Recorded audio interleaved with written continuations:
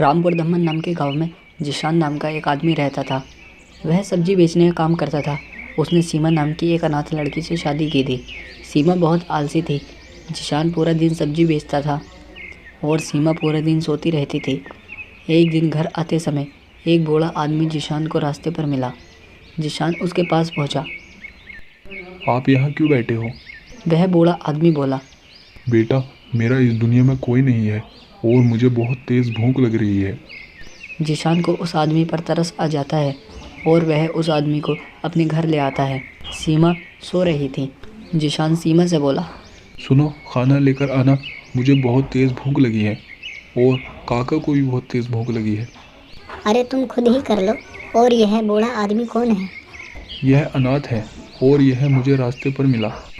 अरे तुम मुझे अनाथ को तो ले आए और अब एक और अनाथ, सही है।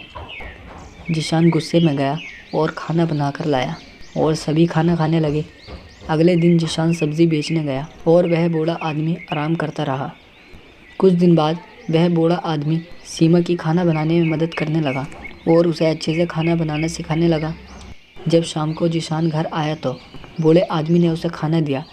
जिशान खाना खाते ही, वाह काका, यह खाना तो बड़ा ही स्वादिष्ट है।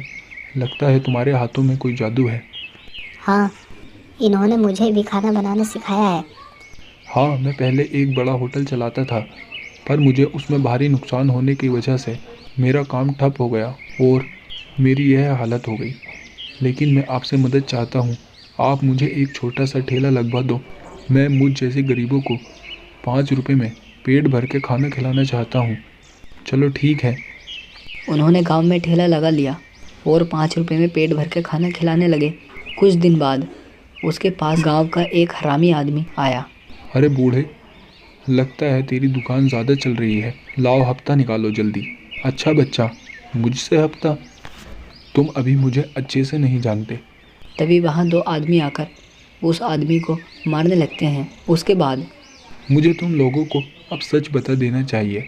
मैं कोई और नहीं, सीमा का पिता हूँ। जब मेरी पत्नी का इंतकाल हो गया था तो मैं बिल्कुल बेकार हो गया था और सीमा को अनाथ आश्रम में छोड़कर चला गया था। उसके बाद मैंने विदेश जाकर बहुत पैसा कमाया और मैंने तुम दोनों को ढूंढने की बहुत कोशिश की। उसके बाद तुम दोनों मुझे मिल गए। आओ अपने असली घर चलते हैं। वह सब बहुत बड़े घर में रहने लगे और हंसी खुशी जीवन व्यतीत करने लगे। हमें हमेशा अच्छे काम करते रहना चाहिए, क्योंकि जिशान की किस्मत की तरह हमारी भी किस्मत चमक सकती है। अगर आपको यह कहानी पसंद आई हो तो हमारे चैनल को सब्सक्राइब करें और साथ ही लाइक कमेंट करें। Thank you.